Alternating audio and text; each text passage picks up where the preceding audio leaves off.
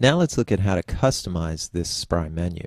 If I turn off Live View and we select the item, you'll notice that when you put your cursor right here, nothing seems to happen down in the property window. But you'll notice that when you're in Design View, not Live View, but just Design View, you'll see right above the menu bar this blue little box, this blue tab. So if I select that tab, notice what happens down in the properties. Number one, we could change what the ID is, although I'll leave it the way it is. There's nothing wrong with that. And we can also come in here and recognize that we have a number of menu items right here. We can add more, we can remove some if we wish. So for example, perhaps I want to change item 1 to just say products. Now if you press return, you'll see that that change has been in fact reflected right up here. Notice that this particular area had a drop-down menu, and in that drop-down menu we had 3 items. So let's just say I come in here and say widgets, and I will change the next one here. I'll just say sprockets, and the third item, maybe I'll just say cogs. It's as easy as that. And if we wanted to, we could also specify, maybe in widgets, that it would have a drop-down menu as well. So we add a menu here, and we could change what it says. Maybe I'll just say blue widgets, and I'll add a second item, which I will call red widgets. Obviously, these are just fictitious little elements that I'm introducing at this moment. Now if we come to item number 2, it did not have a drop down, so we could add one if we wanted to, but I'll leave it blank and I'll just come in here and say about us. I'll go to the third one, and this one did have a drop down, so just take note. If you wanted to remove a drop down, you just select the drop down item and press minus. Now, when you have an item like this one, which had its own sub-items, you'll get this message if you try to delete it. This menu and all of its children will be deleted. Would you like to proceed? I'll say OK. So item 3 does not have a drop-down menu, so let's give it a little item that we could put in here. Let's say gallery. I'll press return, and that change has been made. Now, item 4 did not have a sub-menu, so we'll add one as well. So I'll just come in here and I'll say service, and let's add some drop down, and we'll say online, and I'll add a second one and I'll say home. So when we press return, you'll now see that we have all of our customized menu items in place. If you want to see them in action, all you got to do is turn on your live view, and now you can see that you've got all of your elements in place the way that you want them to be. So that's one thing about customizing the menu with regards to what it says. However, let's talk about the visual aspects of this element. You'll notice that it has a default color, which is fine, and if you like that and it works with your design, then that's something that you can definitely keep. But more often than not, you'll probably want to be changing these color schemes. So what's the easiest way to do this? You might remember that this menu bar had a specific CSS file associated with it. In fact, if you were to follow along up at the top, you can see that there is a Spry menu bar horizontal CSS. If we click on that, you'll notice that there's a ton of information. Good thing is that it's well documented, and if you wanted to go in and make changes directly in the code view, this should be fairly simple enough to do.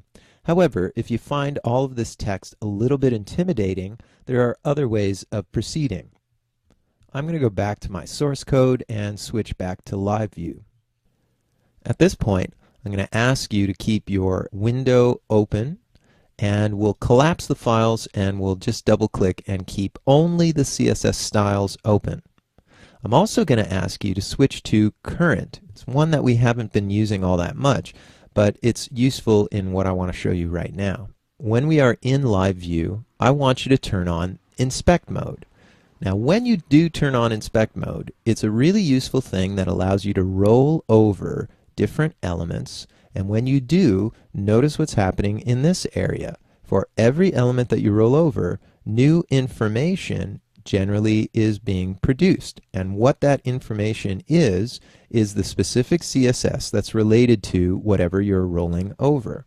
Now when you're working in this mode, you'll notice that there are two colors usually associated with it. There's purple, which is for padding, and yellow, which is for margin. So when you do roll over things, you can sort of see exactly what's going on. And the light blue here is just for the content. So let's focus on the menu item. Now when you are rolling over things, they consistently change, but what I'd like you to do is to click on one of them. Now when you click on one of these things, you'll notice that inspect mode is turned off, and when I roll over these things, nothing is changing anymore. Basically what that is locking your inspect mode to focus in on the thing that you just clicked on, in this case the product in the menu bar. Now you'll see a pretty long list of items here which are all directly related to the element that you clicked on. So if I were to click on this first one, it tells me information about it. In fact, it's telling me that the background image for this is the menu bar down horizontal. Now, if I were to click on the one above it, you'll notice that, well, here there are some colors. And look, it's saying background color. Now, if you're not really sure what's going on, you can open this up so you could get a better look at what it is you're clicking on. And you can expand this area here too.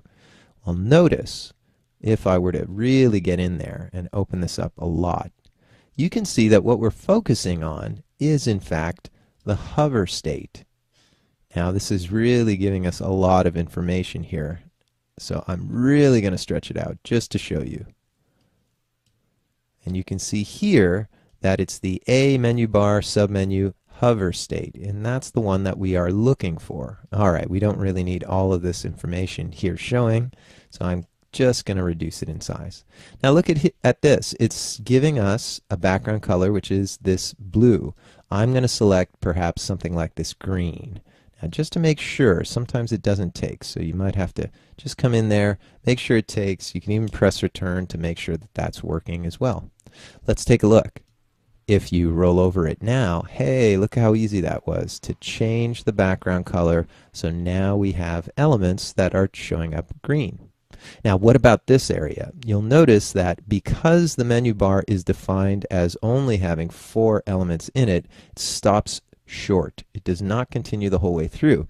And what it's doing then is expanding a little bit and showing us the background color for the wrapper.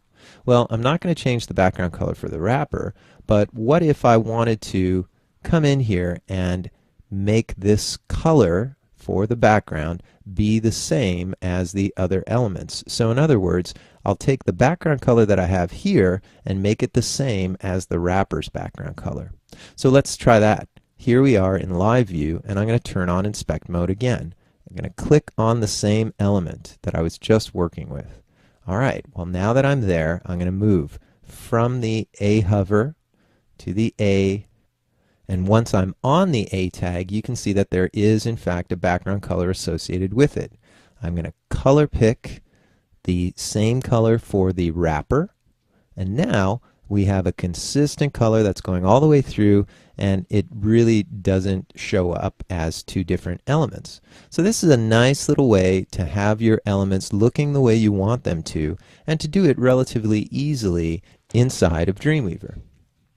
So come back in the next video, and I'm going to show you a couple of other things that we can add.